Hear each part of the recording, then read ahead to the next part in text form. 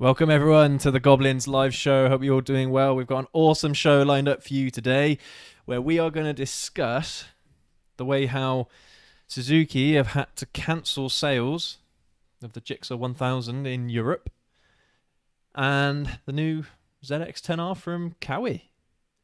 You ready, wifey? I'm ready. Let's roll that intro.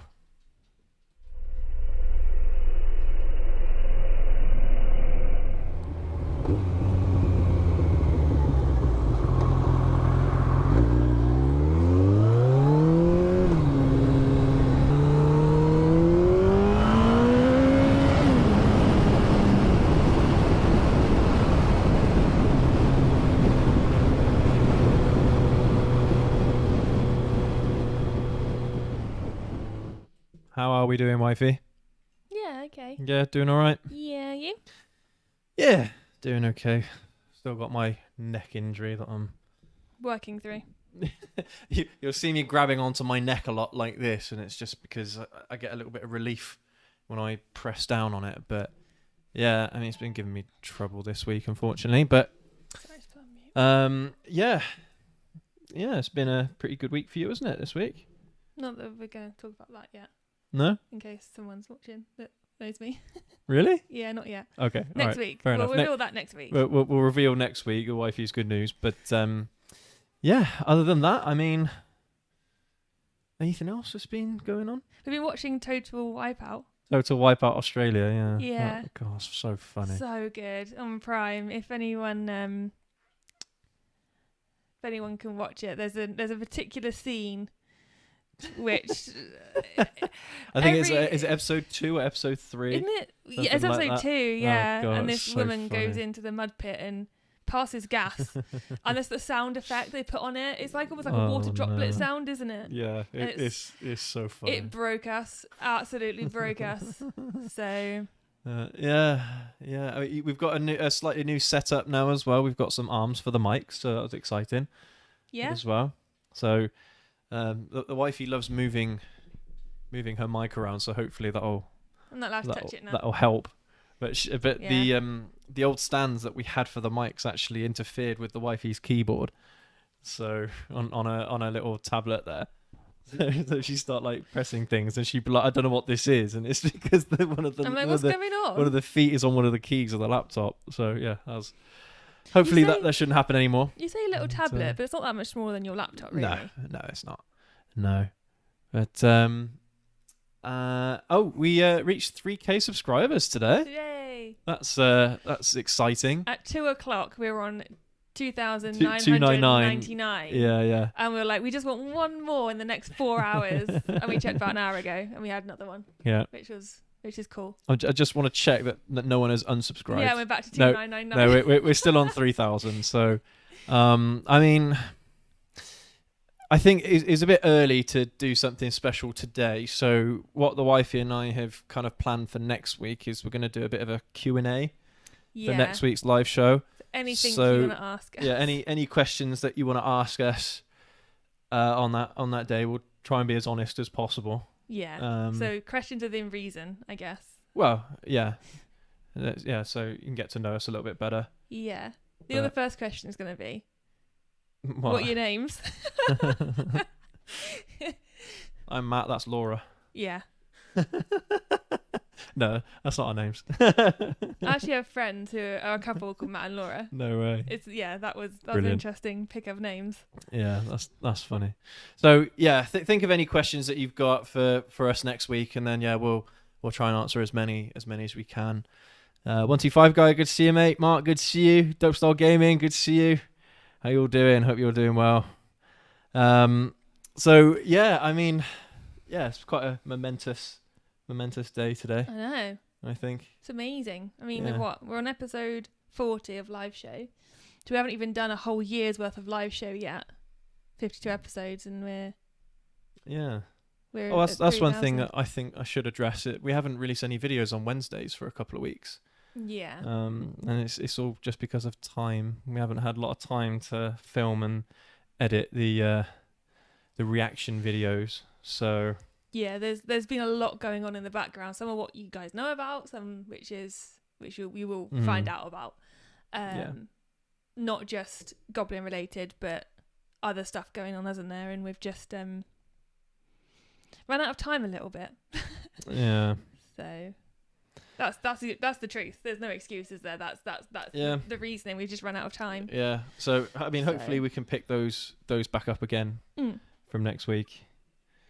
Yeah. But yeah, I think tomorrow's video is going to be very interesting because that's a video that I've been contemplating doing for a little while now. So yeah, we'll see how you guys feel about that one. But yeah, nothing else to report, I don't think. Yeah. Nothing there. No. Anyway, Mark, commonly known as old age. Thanks. Don't remind me. Hi, King VTech 99. Good to see you, mate. Oh, Dope Star Gaming. No way. The motor's blown on the R125. No way. That sucks. No oil. Oh dear. Yeah, that'll do it. If you want to kill an engine. That's a surefire way. Well, it's just everything just welds itself together because everything gets so hot because oil is a lubricant, but it's also a coolant. And I mean, when you've got metal rubbing on metal for even just a little while, the heat just welds it together. So, yeah, nightmare. Absolute nightmare. So, did you have an oil leak or something? That'd be curious. But yeah, interesting. Very interesting. Oh, gonna be an expensive lesson in maintenance for sure. Mate, that's so annoying because I like the R125s. They're nice bikes. 125 guy. Backing them in, just go and check my oil. Yeah. Yeah. Yeah, that's probably a good call. Well, I mean, to be fair, every single time whenever you get on your bike, check the oil level. It's just a 5-minute check. I mean, even when you just stand it up, you can just look over like that at the level and just make sure you've actually got some oil in there. Yeah. Sorry to hear that, mate. That sucks. Greg, good to see you, mate. How you doing? Anyway, so wifey, shall we crack on with the main topic of today's show? Yes, let's.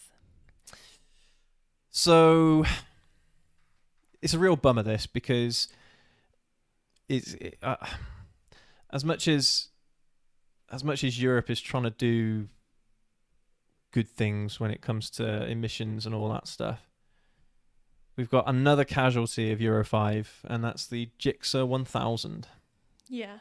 It's from Suzuki. GSX-R 1000 no longer being sold in the UK or Europe because they simply weren't able to make the necessary modifications they needed for it to pass the emissions test. So yeah, really, really sucks because I mean, the list is just ever growing with the amount of bikes now that aren't being sold in Europe because of Euro 5.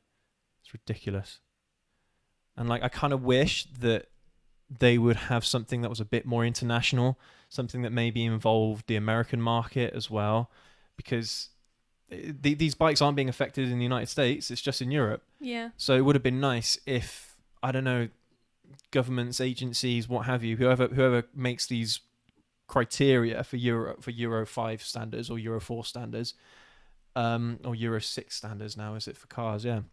If they'd actually get involved with the United States, because then I think, I don't know, we still have at least a few of these motorcycles still. But I mean, maybe that would have been a tough ask. But anyway, yeah, let's show you this article here on Bennett's. Here we go. Hey, first time, well done. So yeah.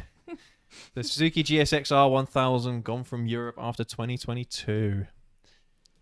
So even though apparently they're still technically allowed to sell the GSX-R 1000, apparently it's not being shown on their website anymore, on Suzuki's website. So yeah, it really sucks. But I mean, well, this article, has a small list here of some of the bikes that have been affected. Because it's a GSX-R 600, of course, the GSX-R 750 as well. Massive losses to the industry, I think, because they're both fantastic motorcycles. You know, there are people that raved about the 750 in particular. People absolutely love that one. So. Well, now I'm questioning my choice. So maybe I should have got the GSX-R 125. And that might be the only GSX I might be able to get in the future. Yeah, that and the Hayabusa. Well, it's there. That's it. It says there, for the first time in decades, there'll only be 3 Japanese 4-cylinder superbike options on the table. Honda Fireblade, the R1, and the ZX-10R, ironically, which we'll talk about later, won't we? Yep. And no Suzuki option, without the surprise launch of an updated 2023 GSX-R 1000, which meets the Euro 5 rules, understood to be off the table at the moment. I wouldn't be surprised if Suzuki actually did re-release a GSX-R 1000 in the near future again. I think they have to. It's such a massive market. The 1000cc market is huge. People love them. Yeah. But yeah, god damn, it sucks. Do you man. think this is their best-selling bike, or one of? Is it up there? I don't know. Is there enough in it for them to think, let's put the money into R&D to do this and get it enough sales? Yeah, there is. Yeah, so there's definitely the incentive for sure to put in the R&D for this. But at the same time, I mean, Suzuki have got quite a lot of bikes to think about as well, which they're constantly developing. I mean, we probably won't see another Hayabusa. The 3rd gen will be the last one.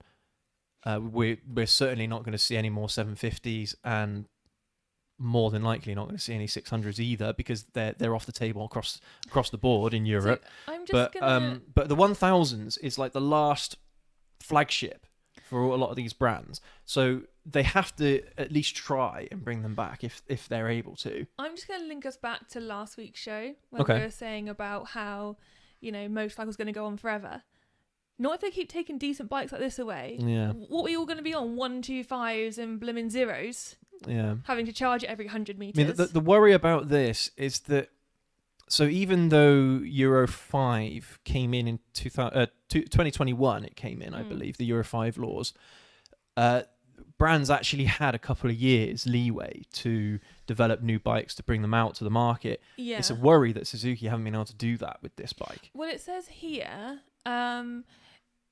it's like the initial plan was to launch the GSX-R 1000 as the Euro 4 machine and to tweak it as necessary to meet Euro 5, but for reasons unknown, that hasn't happened. That's what a lot of the brands have done. Yeah, they've just modified slight parts. I don't know if it's like the catalytic converters or something like that. They've modded parts of the engine to make it fit with Euro 5, but for whatever reason, Suzuki hasn't been able to do it. So, I mean, I just wonder if maybe because it says about what they've done with their R&D work, and that's great, but I'm wondering if they are putting their eggs in other baskets for now, and maybe they're thinking, they got any other 1000s out there? Well, the GSX-S 1000 is sport version. No, it's the naked. It's the naked variant of this bike here. I don't know if that's been affected or not.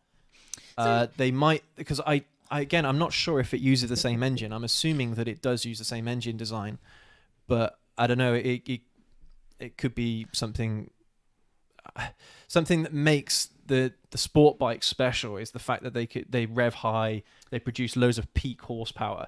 The naked variants aren't required to do that. They kind of have more torque rather than horsepower. I have a question. Okay. And it's something that I've just seen something Dope Styles said. Yeah. But it's made me think of further question on it. So when all these bikes come in to fit the Euro 5 and we're on our, I don't know, stupid bikes going forward, can we modify them? Are we able to make them to change them? At the moment, decatting a motorcycle is legal. So you can remove the catalytic converter, which is the thing that's supposed to help with emissions and stuff like that. You can remove it legally. And I don't think it comes up on an MOT either. So because with cars, of course, they test the emissions and things like that on MOTs, but they don't with motorcycles, I believe. So at the moment, we could, if this was our reality now, with everything else in the same place it is, we could effectively modify the bikes. Yeah. Mm-hmm. And obviously they're going to take that away, let's be honest. Maybe. Because what's the point of being able to do that if we're trying to stay Euro 5? But maybe. It is an interesting point. Why... hold on. It says here about end of series. So it allows manufacturers to sell off the last of the non-compliant machines. Yep. Limits on how many can be sold. Blah blah blah. Since the GSX-R 1000 is a relatively small seller for Suzuki, government figures show around 150 new GSX-R 1000 registered in the UK last year. That's mental. That's not many. That's crazy. I would never have guessed that only 150 of those bikes were sold in the UK. That sounds really underwhelming. I mean, this article... But I mean, that might have played into Suzuki's decision here to not bother with it. That's if what it's I was not thinking. A big seller. But I would have thought, because the 1000cc space is such a competitive area for these manufacturers, that it would have been a big seller. So this article came out in July of this year, just to put that into perspective of where that's sitting. Yeah. My thoughts, which are slowly ebbing out my brain, no, they've left. They're gone. They're gone. Idea. Oh, no, that was it. How much is this bike, do you think, from factory? What, cost-wise? Yes.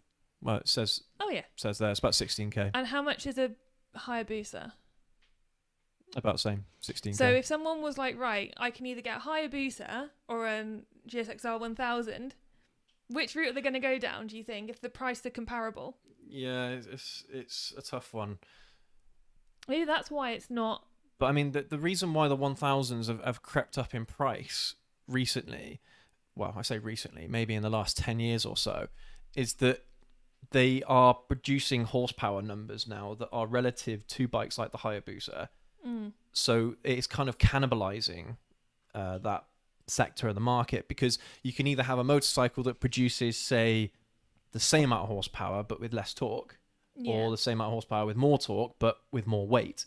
So yeah, I mean, that would be interesting to see. I mean, the sales records for the Hayabusa in comparison to the GSX-R 1000, just because if, yeah, like you say, for example, if they've sold more Hayabusas, which, to be fair, it wouldn't surprise me if they have, because there was a lot more marketing involved and a lot more promotion with the third generation Hayabusa, they're probably still riding that same wave. So it wouldn't surprise me, actually, if they did sell more Hayabusas than they did with the 1000s. I mean, because they're talking here about how they did the Euro 4 emission rules, brought out a Euro 5 version, and then...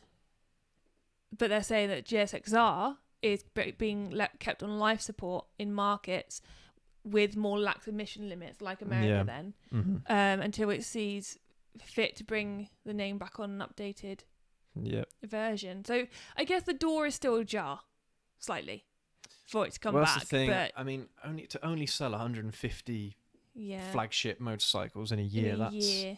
That's It'd be rough. Interesting to see how many of the other bikes in that category, like the R1 and stuff, were sold. Well, that's the thing. I mean, the R1 in particular is Yamaha's flagship motorcycle. There is no bigger sport bike from Yami, so they must be selling more than 150 motorcycles per year to make it worth their while. Yeah. The thing is that back in the day when the 600s were around, they probably would have been one of the bigger sellers for these brands, would have been the 600s, just because, easier to control and not so much horsepower at the low end, but you get that bump in power towards the top end, and then it's just more accessible for most people. So you would have thought that the 600s would have been their biggest sellers. But well, this is a happy coincidence that I've just found. Should we go for a break for an ad, and then that actually sounds like a good idea. That's wifey. Mark's idea. Thank you, Mark. Cheers, mate. Thank you. Appreciate that. Yeah, we'll just break for a second. We're going to try and be a bit more... Well, I've been saying this for weeks now. Trying to get a bit more regular with the ad breaks. But yeah, we'll get there. So yeah, we'll have a break for an ad, and then we'll catch you guys in... Well, however long it takes for an ad. 30 seconds or so, however long it is. We're back in just a sec. you mind popping onto that tab for me? Sorry, darling. This one. Yeah. Yeah. So we can see when we come back. Hello to those who don't have ads. Yeah, those of you that have Hi. yeah, YouTube Premium. Yeah. Still need to do a splash screen for when we have an ad break. Yeah. Oh, Sweaty Betty. Lovely. Yeah, go for it. You can skip it if you like. Ah, perfect. Yeah, that's fine. We are back. We're Thank you, back. Mark. We're back. Okay. All right. So, yeah. So, Wifey's just found an interesting article here. I'm going to see if I can bring it up also. It's also on Bennett's, actually. Yeah. And it's a new Yamaha R1 on its way. And this one came out the month before that article about Suzuki came out. So there's... Month before? Yeah. So it came out in June. There we go. That one there. There it is. And this is just saying that the freshest version of the R1 was available in 2019, but it's funny, isn't it? The way how a lot of these distracted. brands are releasing new generations of their 1 litres, and then there's Suzuki being left in the dust. It just doesn't make any sense. It says here.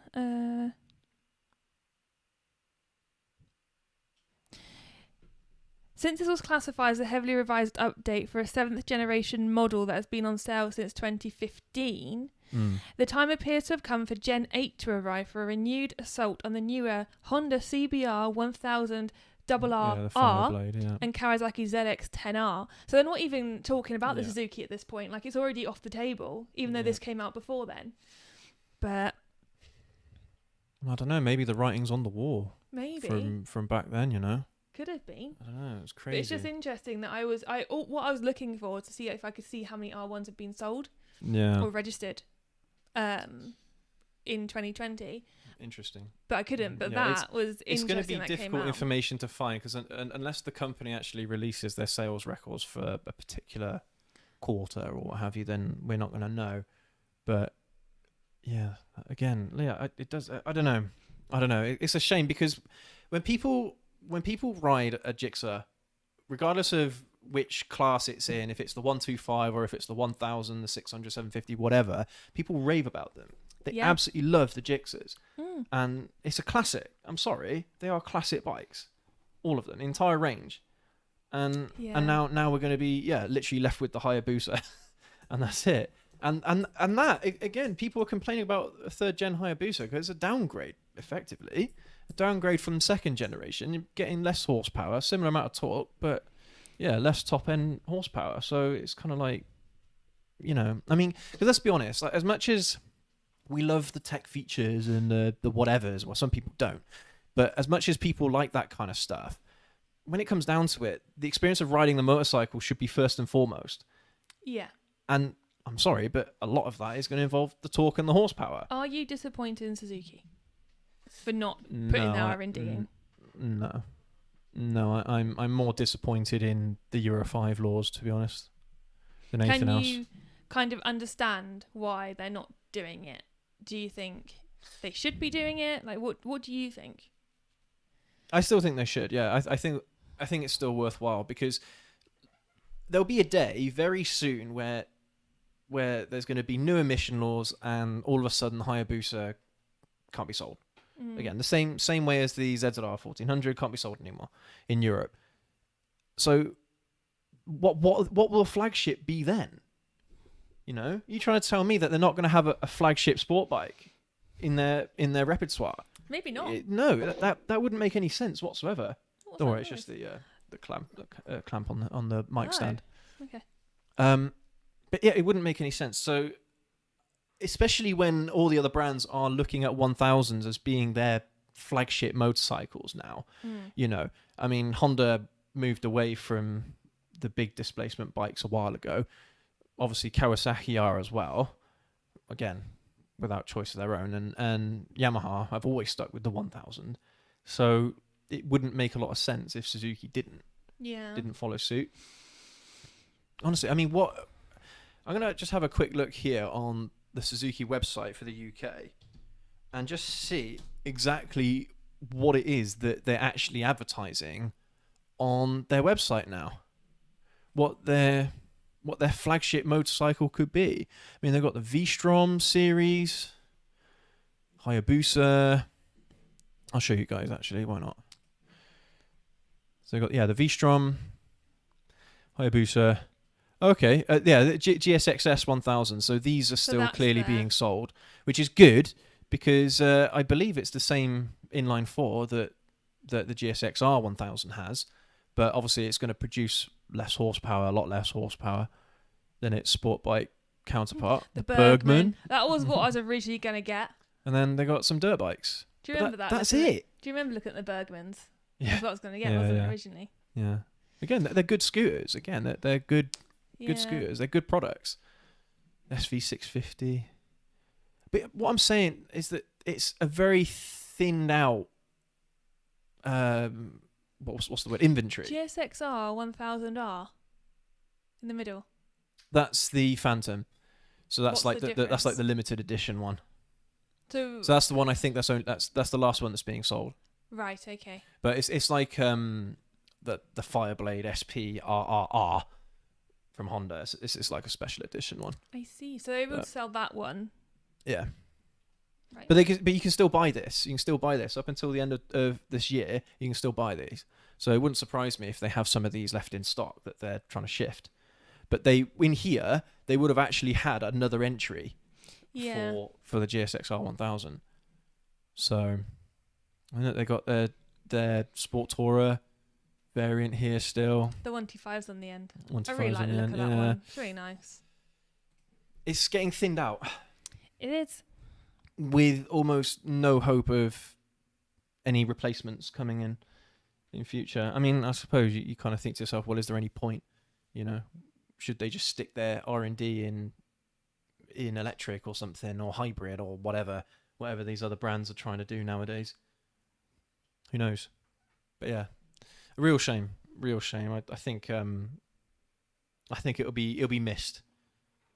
I mean, the 750 was missed, and this will be no different.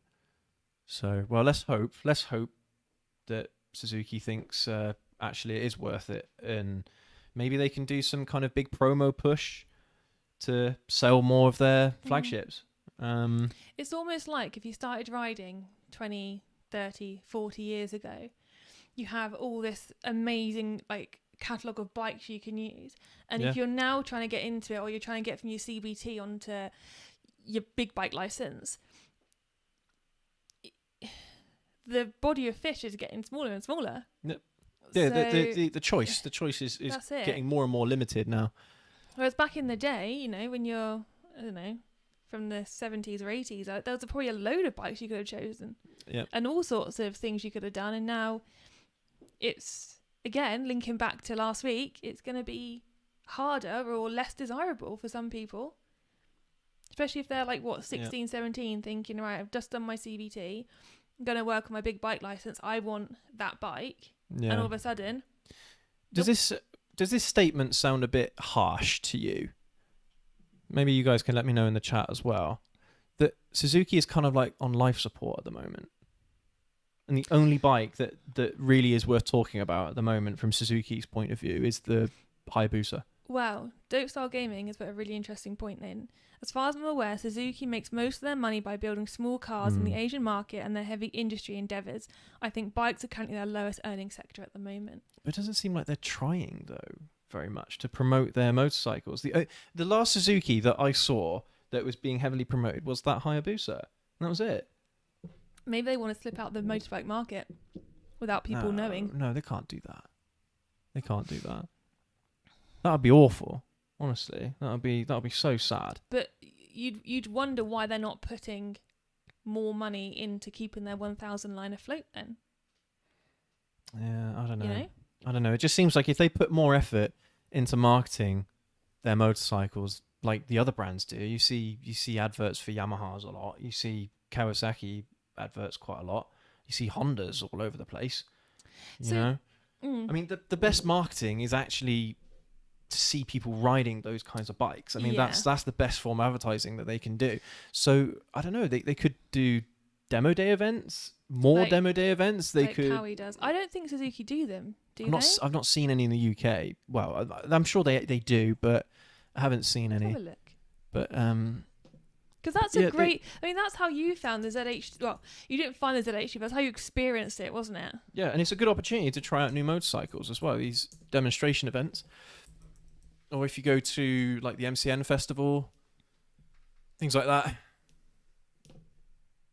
Is it November in Birmingham this year? At the NEC? Yeah, the 24th November. Yeah. Okay. So there you go. That's an opportunity for people to try out new bikes and stuff. But I don't know. It just seems like Suzuki motorcycles, are just on their last legs, Okay. and they're just living off the back of the Hayabusa's kind of reputation. Huh, that's interesting. They do them, and they actually Mm. do them locally to us as well. Interesting. But it doesn't. So I don't know if you guys probably know this, but when we did the Kawasaki demo day, there was a list of bikes, wasn't there, that you could sign up and put on a list. Mm. On here, it says availability may differ from one event to another.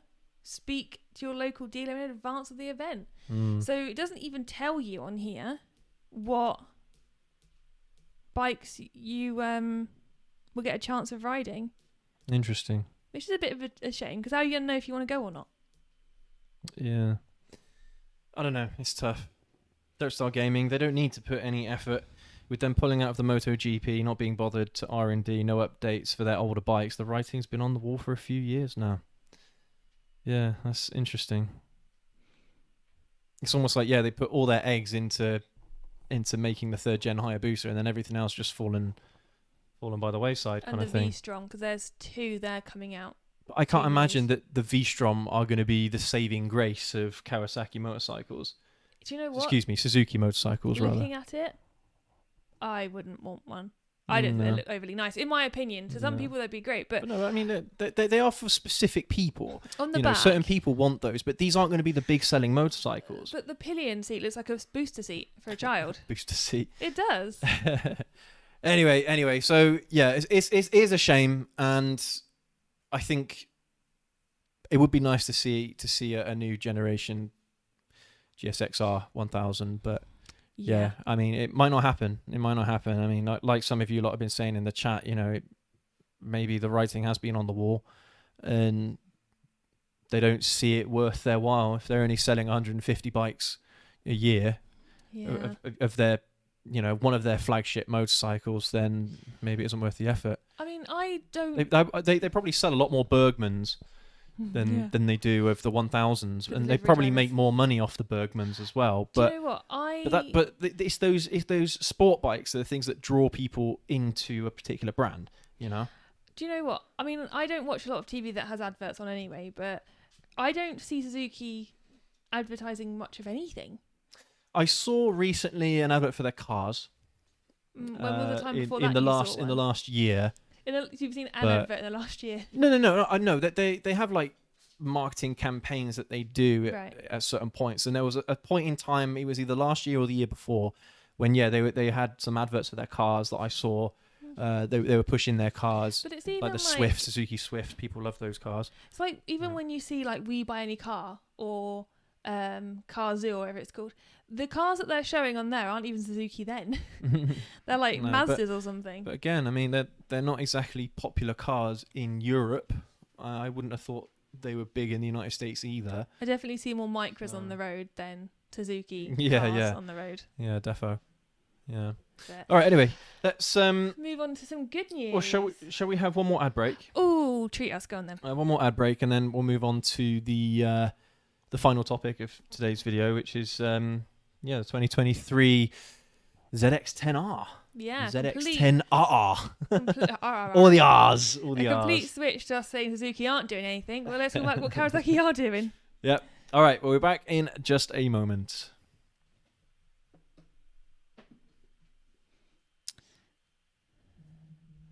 Don't bring this up. Yeah. I love that word, unveiled. Yeah. Such a I don't know. It's a magical word, isn't it, Yeah. really?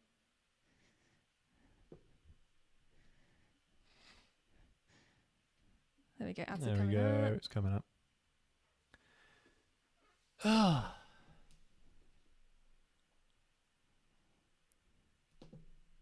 And there we go. Awesome. We're back. We are back. Thank you for that, guys. Thank you for your No patience. Mark and Dopestyle Gamer both said at some Interesting. point today that they're not getting the ads. So you just sat, watched us sit there and talk about not a lot. Yeah, that's interesting. That. So Yeah. okay, I'll have to keep an eye on that. But thanks for letting me know. Yeah, that was our off-air, on-air faces then, where we Yeah, weren't yeah. actually talking about anything in particular. All right, so let's jump across over to this other screen here. This is like hot off the press. This came out last week. This information. It's something that I saw just randomly scrolling around Google. So yeah, brand new 2023 ZX-10R from the Cowies. Yeah. So this is apparently not a lot of change, which is interesting. But from last generation, there was one thing from 2022 anyway that we noticed, didn't we? Which is which we'll come on to in a moment. But don't they look pretty? Yeah, they are nice looking bikes, but yeah, so they do look very similar to the 2021 2022 model. It says that it is. It's not a revolution from the current generation of Kawasaki liter sport bikes. It has the same inline 4-cylinder, same amount of horsepower. The ZX-10RR pushes 214 horsepower. I'm a little bit surprised actually that they're not kind of stepping up to the plate a little bit more to try and compete with the Fireblade, because the Fireblade is at least the Fireblade SP RR is producing over 220 horsepower. So I would have liked to have seen the ZX-10RR producing a similar amount of horsepower to the Fireblade. That's what I would have liked to have seen. But I mean, still, it's going to be interesting to see how this motorcycle kind of performs with a new generation R1 from Yamaha as well. And I mean, it wouldn't surprise me if Honda are going to obviously have a refresh of their Fireblade series as well, no doubt. Yeah. But I mean, I suppose we'll have to wait and see what the R1 kind of does and how that's, because again, like the R1 has been in the same performance category for a long time now. It's been about 5 years that it's been producing 199 horsepower, something like that at the crank. Yeah. So it's about time that Yamaha pulls something out the bag. But I'm surprised. I'm surprised and a little bit disappointed, to be honest, that it's not a bit more special. So we've looked a bit about the RPM a little bit, but if you just scroll down where it starts to talk about price as well. Yeah. That's a bit further down, I think. I'm just looking at some of these specs here. Tires as well. Yeah. So I mean, they've got like some minor differences here. You know, lightweight pistons, titanium connecting rods for lightweight pistons. So this is how they're able to produce the higher RPMs over the standard model. Pirelli tires on the 10R. Pirelli Diablo, yeah, that's interesting. So I mean, considering there's not much difference in some bits between those bikes. Yeah. What really shocked me is the price. So the ZX-10R is 17,499, which I think is reasonable. I mean, that's again kind of like in line with the competition. £17,500 is kind of what you expect. The ZX-10RR is nearly £25,500. Now that is a lot. Are you getting a lot more for it? That's really? A lot more to ask. Yeah. I mean, see, so they're trying to compete with Honda's special Fireblade, because that's the same price point as well. I think it's £25,000, $28,000, something like, maybe a bit more than that. Maybe it's 30,000 USD. I can't remember. But again, the differences between the regular Fireblade and the SP RR Fireblade is kind of minimal. I mean, I bet you that the engineering that's involved is vastly different and vastly more expensive. But from a rider's point of view, a normal rider's point of view anyway, it probably isn't going to make that much of a difference. And we got the same story here, but you're getting less horsepower, getting less ponies for the same price, basically, as a super duper Fireblade. It's a lot to put down, isn't it, on a bike that doesn't give you as much as a Fireblade does for less? Yeah. It is a lot. It's interesting. Do you think you're paying for name at that point? It's a pretty bike, isn't it? Does look nice. That is a pretty bike. But do you think you're paying for the Kawasaki and the 10R branding? No, I mean at that point. No, I don't think so. I mean, it's another modern classic, but they've got to step it up a little bit. If 1000s are going to be kind of like the flagship bike of the future, then these brands have got to step up to the plate. £25,500? That's a deposit on a house. I mean, remember that people complained for a long time about the Fireblade, where it was like producing like 170 something horsepower, when the rest of the competition were pushing 200 and over. And now it's the other way around. Honda released a brand new Fireblade. When was it? 2021, 2020, when they released the SP RRR Fireblade, and it's a massive increase in performance, massive for Honda in particular. But yeah, it absolutely rocked the industry. Okay, so these brands have had a little bit of time now to react to it, and you know, is this gonna steal Honda's thunder? I'm not so sure. Here's a question for you then: which is more prestigious, this or the Fireblade? Don't ask me that. Don't ask me that. That's too difficult to say, because they both have a lot of prestige, and I don't think you could. You couldn't say one or the other, really. I don't think. I mean, well, which one would you pick? Oh God, no! I'm not the right person to ask. I don't know. Yeah, exactly. But what I'm thinking is, if you've got 25 grand, you're going, right, I can finally get a new bike. Are you going to go the 10RR, or are you going to go Fireblade? That's what I'm trying to get at. If you're paying the same price for both of them, then I'd pick the Fireblade. Yeah.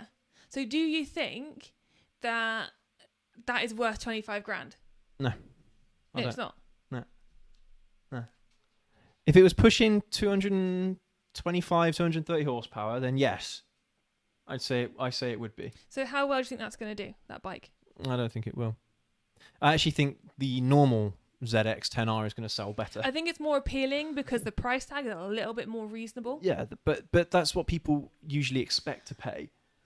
You know, around 17, about 16, 17, 18,000 pounds is about what they expect to pay for a flagship sport bike. A brand new ZX-R, if you were to buy yours from new at that year, how much would that have cost? £16,500. 16,500. And look how much bike you get for that. Mm-hmm. Yeah. And then they want that, and that's for that. Again, it's another reason why they need to step it up a little bit, because so you're going to be paying the same, if not more, money for a motorcycle that performs worse than something that you could have got a few years ago for less. Yeah. You know, it doesn't make a lot of sense to me. And again, when you think, I mean, it's just me, but when I think of Kawasaki, I think of ZX-R. I think of, Honda. I think a certain bike. Suzuki, I think a certain bike. Mm-hmm. I don't think depending on how much a fan person I am, a fan girl I am, I don't think I'd go, 25 grand, let's slap that on there. I'd be like, let's go get a booster or a Fireblade or something. Let's put this all into context here, because I'm sorry, but no one is going to be using 214 horsepower on everyday riding. So when you get over 180 horsepower, even 150 horsepower, it's just ridiculous. But do you know what? And so I don't think it's actually going to make that much of a difference between this and the Fireblade. But people care. People care about this stuff. When they look at the spec sheet, that's what people look at, and they're like, no, I don't want that one because it's producing less horsepower than the Fireblade. I get a Fireblade instead, even though the performance in reality is probably going to be next to the same, you know? The thing is with this, and this always gets me, and I'm completely solo on this, I'm sure. when they do people reviewing this, they've got Jonathan Rea riding it. So he's MotoGP, right? Mm-hmm. So he rides the Kawasaki bikes in Mm-hmm. MotoGP. What I want to see is Billy No Mates down the road. He's been riding for 10 years. Put him on that. See how everyday rider. It's like when they have adverts of people shaving their legs. Use your shaving cream on a gorilla, then I'll believe it works. Yeah. You know, not these smooth legs. Give that bike to someone who's been riding 10 years, who isn't a track rider, who doesn't know how to move a bike in every single which way, whatever. That's a real test. Yeah. And then get a real review of what people think of that. And that's all I have to say on that. It just irks me a little bit because, you're going to get this almost biased review, I think, from someone who rides for Kawasaki and is going to be like, this is the most perfect bike in the world and it fits my curves. Yeah, you need independent. And I'm you going need to marry independent it. reviewers. You need someone who's independent. Yeah, of course. And I think that's what, if Kawasaki believe in this bike enough and they think this is worth the 25 grand, have someone who does commuting on their motorbike, who, have them do it. Have you do it. Yeah. You call them up and go, look, I'll do this next time. Put me on, let me ride it to work for a week and actually through traffic and filtering and parking it up and stuff. Not around a track once. I mean, Dope Style Gaming makes a good point here. They say, to be honest, I love how aggressive the face looks. It's captivating as hell. Depending on the small features, it may be one of the 1 litres I would try to get when I get my full license. And I think, that's the thing that Kawasaki seems to do quite well a lot of the time. Is just the way they design their bikes is, like you say, it's captivating. It's absolutely beautiful. But at the same time, an R1 is beautiful. A Fireblade is beautiful. A GSX-R 1000 was beautiful. Yeah. So I love the way how a lot of them looked, but you are right. There is something about Kawasaki motorcycles for whatever reason. They really know how to design a motorcycle, and it might be the difference between someone getting something that is technically better on a spec sheet or not. There's no doubt that Kawasaki bikes are jaw-dropping. Yeah. The amount of times that we're riding somewhere and people are looking at your bike, partly because probably the sound it makes on ZX-R, and they're like, oh my gosh, there's like a tractor coming down the road. Yeah. But partly it's because looking of how a bit it dated looks. now, to be honest. The ZX-14 looks a bit dated, to be honest. Docile Gaming, 25k, that's Ducati money, and I'd rather have a Ducati, thank you. Would you really? I don't know if I would. I think Ducatis are kind of overrated, to be honest. Nice looking bikes, but a bit overrated. But yeah, very expensive. Very expensive. I don't know. 25 grand, I'd rather have a house deposit. We're talking about motorcycles, not house deposits. I'm just saying, like, that money is a lot of money. But no, I mean, to be fair, when you're talking about Ducati levels of investment in a motorcycle, well, this is what this motorcycle is kind of aiming towards, that market. The people that would buy a Ducati, a Panigale V4, for example, they look at this, would they have the Panigale or would they have this? So this is kind of the market, I suppose, that they're aiming towards, is that luxury motorcycle market. And I don't know, from someone who has been riding Ducatis, I don't know if they would buy one of those. No. If they've ridden Ducatis their whole lives, would they have a go on one of those? I don't know. It's like the Ducati monsters. Like they're kind of overrated for me. If I was going to buy a naked, I prefer to have an MT10 or ZH2, or even a Gixxer style. So I don't know. There's a couple of comments that have been made around what I was saying about Joe Blogs and all. So Mark said they don't want Joe Blogs doing the reviews as the truth comes out on the faults of the machines, i.e. seating position. It's like a dog doing a dump, risk booking after 5 minutes. I appreciate that. And actually, to be fair, that's why channels like this exist. Yeah. Actually, for the real, like, guys, you're going to regret doing this or what have you. But Don't Start Gaming agrees with me. I agree with Wifey on that for sure. They never will, seeing as they want the highest skill representing. It's when individual reviews get to them that we can have real opinions. Yeah, but it's a marketing thing where if they want to show off the performance of a motorcycle, well, they're not going to get an average Joe to do it, are they? If it's for for marketing and what have you, they are going to get one of the best riders in the world that they possibly can on that thing to see what it's made of. There are going to be people who are ride or die Kawasaki who they can't do anything wrong, and they will buy this bike and they will love it regardless if the wing mirrors fall off and the tyres go pop. They will love it. Well, I don't know if that's true. Honestly, I think a lot of riders, I mean, yeah, okay, I like Kawasaki motorcycles, fine.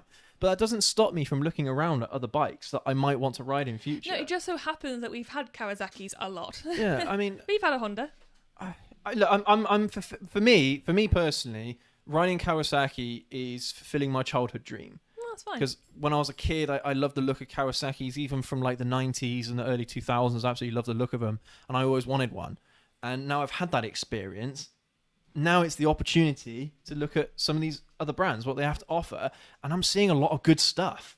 That's the thing. I think it's a really tough choice to make between a lot of these brands now. Is they're so, they're so kind of, the difference between them is so small now that it makes it very, very hard. Like there's not an outlier of the pack. You think that's the bike you get. Do you know what? There isn't one. I wouldn't buy that bike. I don't like the look of it. What? I don't know what it is. Something about the front. Shut up. I like from the front wheel back. No. I don't like the very front of it. You literally were saying earlier about how nice it was. Not that one, the other one. What, that colour scheme? Yeah, I think it's a colour scheme that's doing it for me. I like both of them. Right, look, I'll show you. I'll show you. Right. I don't like that picture. So this is I actually quite like this one. I think it looks really modern. But looks the like the wifey likes. No, go to the top. Likes the classic. Go to the top. The one on the left. That's the one I like. But that's the same design they've had, the same colour scheme they've had for a long time now. I like it. But this... If it ain't broke, don't fix it. This is new. I love this. It looks like toothpaste. Shut up. No, it doesn't. It looks modern. It looks like 2023. It's like Aquafresh. I'm going to pretend she didn't say that. I'm sorry. But that's a nice looking bike. I don't care what the wifey says. That's a nice looking bike. It's not for me. It's not for me. She doesn't know what she's talking about. Make your own dinner for that. And mine. No, anyway, I mean that's subjective. Yeah. Anyway, I mean there are going to be people that like that design, that color scheme. There are going to be people that don't. But I don't know. I like it. But the thing is, again, I like the look of a lot of motorcycles. It's not like I can't even think off the top of my head of a motorcycle that I think that was ugly. That's an ugly bike. If I see it in person, in fact, actually, no. I'm thinking about it. Dope Style Gaming no longer supports me after I said that. Once I see it in person, I might change my mind, but I don't like that colour scheme. That's what it is. It's the colour scheme I don't like. Look, when you've had the same colour scheme for 10 years on a motorcycle, having something like that is refreshing. It's nice. It's nice to see. So instead of having it all green, now it's got accents of green. I think that's a really good design choice. But for me, growing up, Ninjas were green. Yeah, Kawasaki was green. And that's what my heart is saying it should be. I've never, ever associated the Ninja brand as green. I have. Always. Always. Would you believe the first Kawasaki I had that was green was a ZX-R? Yeah. I liked your black one. That was lovely. That was a lovely bike. Exactly. But for me, in my heart, Kawasaki bikes are green. It's like Hondas are red. No. In my mind, they are. Well, no. Again, you can see like Fireblades. You can see the old 600 CBRs in all sorts of different colours. I like what I like. I'm allowed to like what I like. You are not allowed to not like that. Just wait till next week. It's just you doing the live show, and I'll be like sent off somewhere. You boot it off. Controversial. Yeah, crazy. I don't know. Look, I don't know. I prefer the other colour scheme. That's all. Well, anyway, yeah. I mean, moving away from kind of design, because I mean that's the thing. That design that's on the screen there. That's not the only colour scheme they have. Do you know what? So the thing is, you'd have a choice of the colours that you want. I am nowhere near experienced enough in riding to know anything else apart from the fact of do I like it or not. Do I like the look of it? Yeah. That's it. Yeah, that's all I have to go on. Yeah. I say I like this. You go, that's not going to run for 3 minutes, let alone 3 years. Let's move away. Well.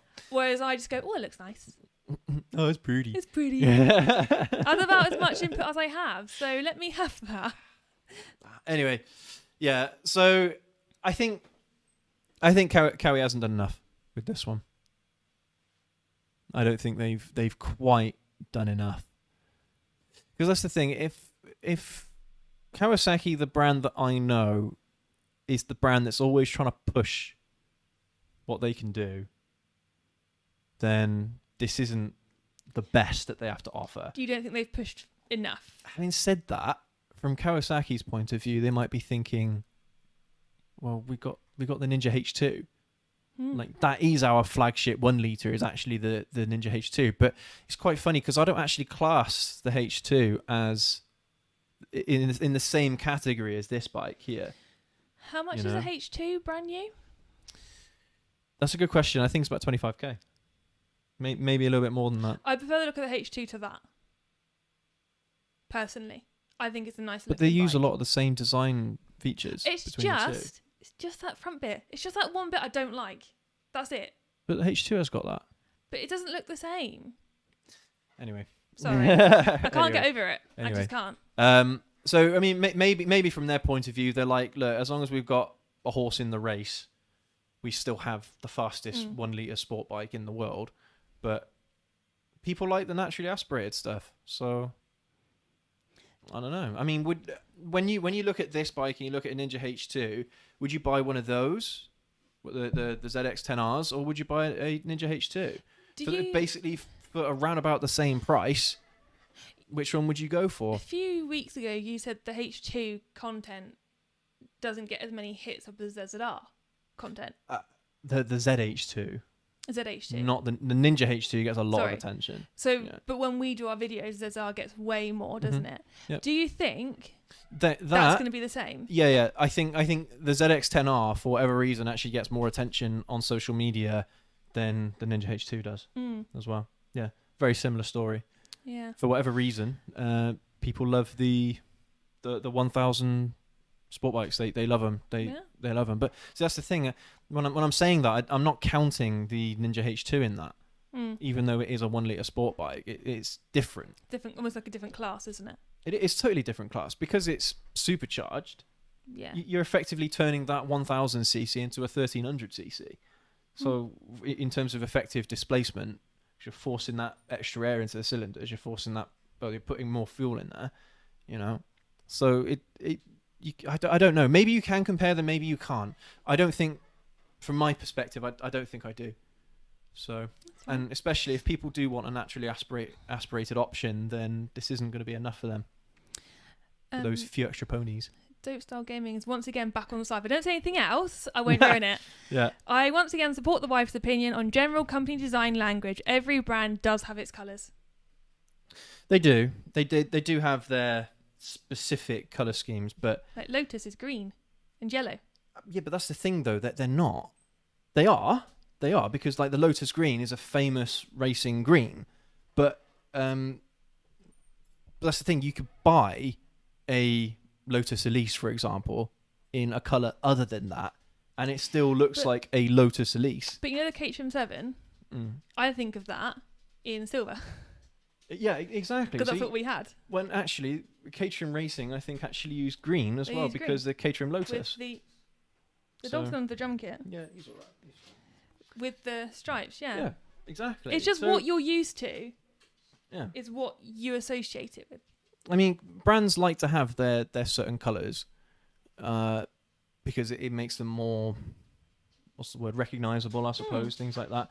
But it doesn't mean that one colour is what they should stick to, at least for selling their products, because there will be people out there that will be like, wow, actually, I really like the look of that. Even though it's totally different to what you'd expect them to produce. See, I don't have any, in my mind, preconception of what Yamaha should be. Blue. But do you know what colour I like it in? Black. Yeah. With that's yellow, exactly my point. With yellow. That's exactly piping. My point. Is that even though Yamaha is blue, traditionally is like a navy royal blue, you can see a Yamaha in black. It's like a Subaru Scoobies. What colour? Blue. But I really like them in black and gold. Yeah. Even though blue and gold is the classic, black and gold is also an option. You see, that people really appreciate. But if you, in your mind, if you imagined a Subaru Impreza right this second, what colour would you see it in? I'd see it in blue. You see it in blue? Mm-hmm. Yeah. Oh, excuse me. What's he done? He's got a Nerf dart. You see pause like this. So yeah, no, it's just an interesting conversation. Anyway, should we pop to the comments? Oh dear. Oh snap. What's going on there? The webpage just broke. So, Dope Dog. Hi Greg. Welcome. Hi Greg. Jen, JWM196, good to see you, mate. Dope Style Gaming. To be honest, it's people like me that are the reason for the 125 market being full of lemons. Only have myself to blame. And then Dope Style Gaming again. With all of these bikes not being sold in the UK/Europe, is importing going to be a potential option, or is it just as much of a waste of time as it has been? We're going to be able to ride them if they're imported. Yeah. I think you would, because there are people that are importing bloody Dodge Rams all the time from Canada and the United States. No, Mustangs you can buy natively in the UK. No, but they do import. Oh yeah, because they'll and they produce a load more horsepower anyway. Yeah. So yeah, I'm sure you'll still be able to import, but it will be expensive, very expensive. That's the only issue with importing. King VTEC 99, we've probably seen more twins and boost bikes in the future because Suzuki were looking into a turbo motor like the old days, GPZ750 turbo, etc. That'll be interesting. Yeah, like a supercharged or turbocharged, and then King 2-cylinder. King VTEC 99 goes on to say even Kawasaki are working on hybrid bikes. I think, who was it I saw the other day? Like Honda or something are pledging to have 10 bikes by hybrid or electric bikes by 2023 or something like that. 2025. Excuse me, 2023. Yeah. 2025. I don't know. Give them up until 2030. 2030 is when you'll see quite a lot of changes in their lineup. In their lineups, yeah, for sure. Just see if there's anything else. That 125 guy, maybe, I think this is in relation to Suzuki, maybe they're going to pull out of the motorcycle market, or maybe they're working on fully electric bikes. Yeah. Again, that's a decision that a lot of these brands are going to have to make at some point or other, is when do they stop plunging R&D budgets into ICEs when, they could be investing it in electric. Yeah. Interesting. Stephen. Hi, Stephen. Suzuki are currently the best-selling of the Big Four in 2022, according to Bennett's Insurance. Didn't know that. What's that? Sorry, I missed that. Suzuki are currently the best-selling of the Big Four in 2022, according to Bennett's Insurance. Interesting. Very interesting. I wonder how many of those are boosters. Yeah. Dope Style Gaming, for me personally, the order of preference is as follows for the Big Four: Yamaha, Kawasaki, Honda, Suzuki. No offense, Mark. Yeah, it's interesting, isn't it? Because a lot of people would have Honda as their number one. I think a lot of people with Honda, Kawasaki, and Yamaha, they trade places with each other. I think for a lot of people. Mark has said Kawasaki all the way until you switch to the MT10 or MT09. Yeah, they'll be good bikes, man. Fantastic bikes. Yeah, I'd love to have a go on MT10, without a doubt. I've upset Dope Style Gaming once again. Once again, she loses my opinion. She's good at this. JWM196. My family has properties in New Mexico and Colorado. Because of altitude, in those cases, the supercharged makes sense. But I would like to try a classic 1000 Super Sport at some point. Again, see, that's something else to consider, isn't it? Is that, when you are living in higher altitude areas, a naturally aspirated motorcycle isn't going to help you all that much, is it? You're not going to be producing peak horsepower because there's less air the air is less dense at higher altitudes, isn't it? Yeah, that's sweet. Having properties in New Mexico and Colorado, that must be awesome. Yeah. Awesome. Do you think with these bikes coming out, or let's say Suzuki losing a lineup, it's going to encourage people to look at other bikes like KTMs and other brands to see what they can offer? Think it'll give other brands more exposure? That's tough. I don't think so. I don't think it will change all that much. I mean, I don't know if it's just a culture thing, but there's a lot of people, when they buy a Japanese motorcycle, they stick with Japanese motorcycles. They don't tend to divert away that much. Yeah. Like they don't buy into European motorcycles. But by the same token, people that buy European motorcycles very much stick to European motorcycles. So the Triumphs, the KTMs, the Ducatis, the Aprilias, BMWs, for example. Yeah, bikes like that. So I don't know if it's just a culture thing or an age thing. I don't know. But I mean, for me personally, I look at a lot of brands from Europe, America, Japan. I look at as many brands as possible. Yeah. You know, if I'm looking to buy a motorcycle, I'm looking for something specific, then any brand that has that kind of motorcycle, I'm going to look at. You're not always driven by the badge or the logo, are you? I don't know. I try not to be. There's only certain brands that you would stay away from, mainly Chinese brands. But yeah, let's not talk about those. But no, yeah, I mean, I even to some extent, I wouldn't necessarily. I wouldn't look at Ducatis personally. They're not on my list of bikes. As crazy as that might sound, I've never ever really been much of a Ducati guy. I suppose a lot of it does come down to the price, though. You know, when the bikes are just out of your price range, you think to yourself, well, I'm never ever going to be able to afford one of those, so what's the point in even looking at them? But yeah, I don't know. Tough one. But yeah, I would certainly look at KTMs. BMWs, I wouldn't buy a BMW either, to be honest. No, you're not a BMW fan, are you? They're nice bikes, again. They're nice looking bikes, but it's just their constant reliability issues across the entire range of BMW motorcycles is just in stark contrast to their cars. You know, it doesn't make a lot of sense why BMW would make almost bulletproof engines for cars, but they can't produce the same for motorcycles. But I mean, it's like your dad, you know, when he had his gearbox just destroy itself. This is a motorcycle in 2015, so it's not exactly an old bike, but the gearbox destroyed itself, and he had to have a whole new gearbox fitted, but they didn't make the gearboxes anymore for that particular motorcycle, so they had to adapt it to one of the newer models, the gearbox from one of the newer models, and it's just crazy.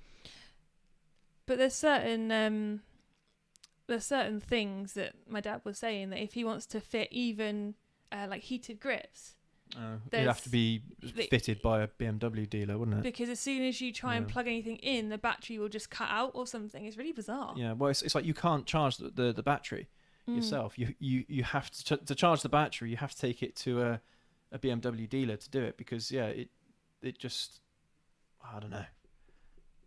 Again, it's just companies doing bad business practices. I'd absolutely hate that, to not be able to work on one of my own bikes. I hate that. Yeah. The worst feeling in the world. Yeah.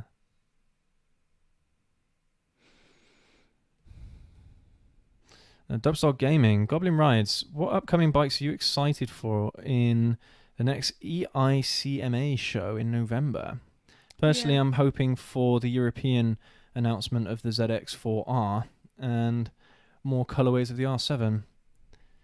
Yeah, I think the ZX-4 is going to be an interesting bike for sure, and I think it's needed as well, because especially when 600s are no longer a thing anymore in Europe. Having something else that kind of resembles that same platform in a smaller form factor, smaller displacement, I think makes a lot of sense. I mean, it's going one or two ways, isn't it? I mean, like you're saying, you mentioned the R7 there, but the R7 is a bit of a downgrade from the R6 because it's only a 2-cylinder. So it's either these companies are kind of left with the option of, well, do we still want inline fours but smaller displacement, or do we want more displacement with less cylinders? So yeah, it's a tough one. I'm not sure, to be honest with you. I think the one that I'm excited for the most is got to be the ZX-4R. I think the ZX-4R for sure. Thinking about it currently, yeah.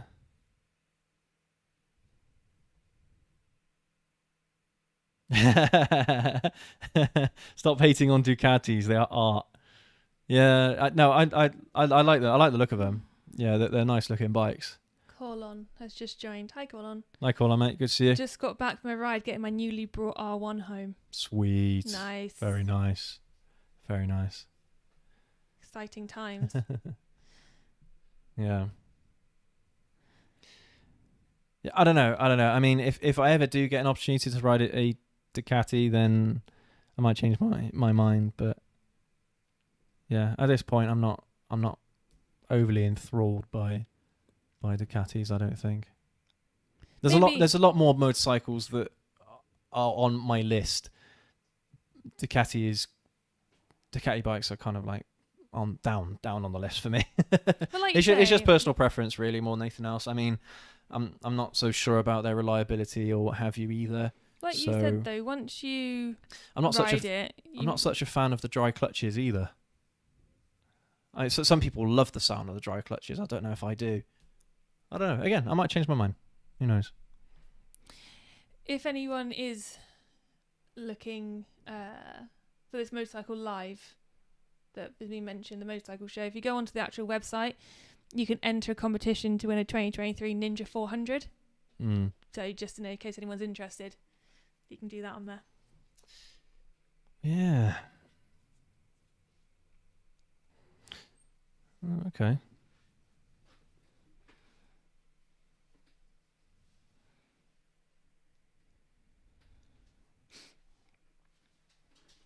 Do you want to come and say hello to everyone? Go with them. Yeah, Dopestyle Gaming, to be honest, if you dislike Ducatis, you probably aren't a fan of MV Agusta or Aprilia. Yeah, I suppose you're right. Yeah, I've never really thought about an Aprilia either, to be honest with you. Yeah, I don't know. I have a... I don't know. Oh, man, it's tough. So, because again, like,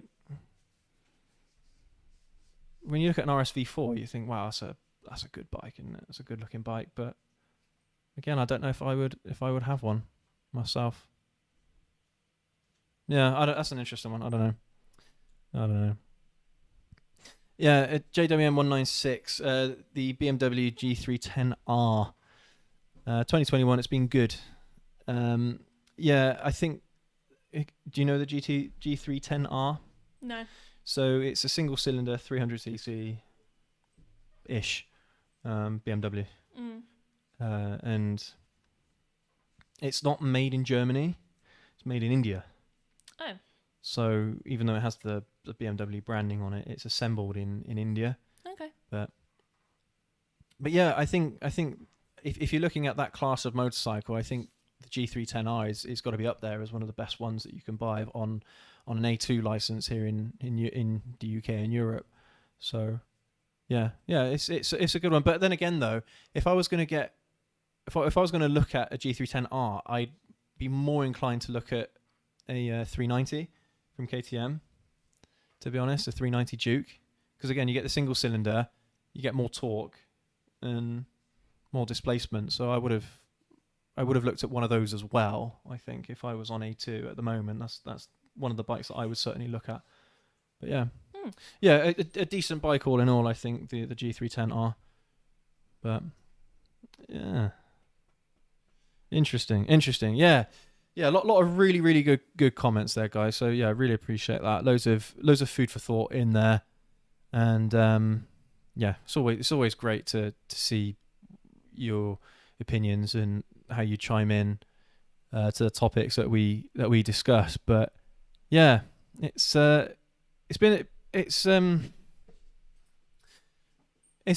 at the moment, I think, with the motorcycle industry, where you're getting, at least in Europe anyway, where you're getting less and less variety of motorcycles for no apparent reason other than emission standards and things. And would be nice, like I said, kind of like at the beginning, if there was a bit more collaboration between emission laws between Europe and across the pond, across the Atlantic kind of thing, because then there'd be more of a chance of these motorcycles staying around. But yeah, who knows?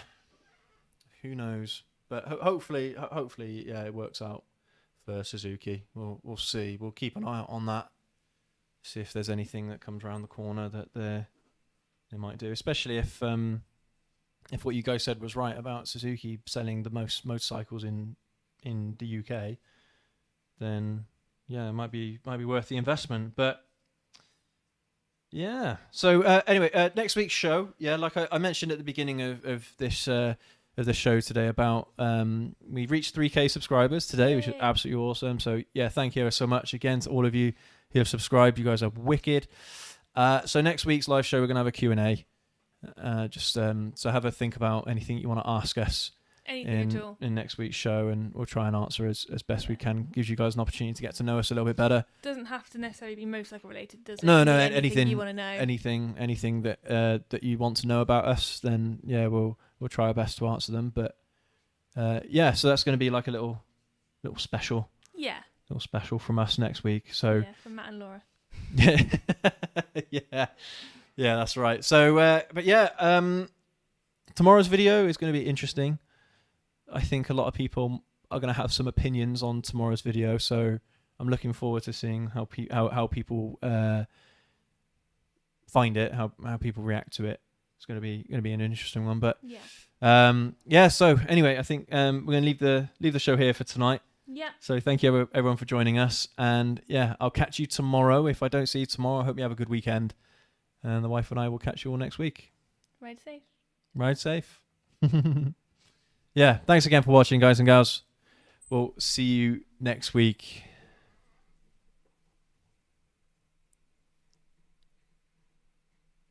Still can't believe you don't like that. I'm sorry. That's a gorgeous looking bike. My opinion's changed. I love it.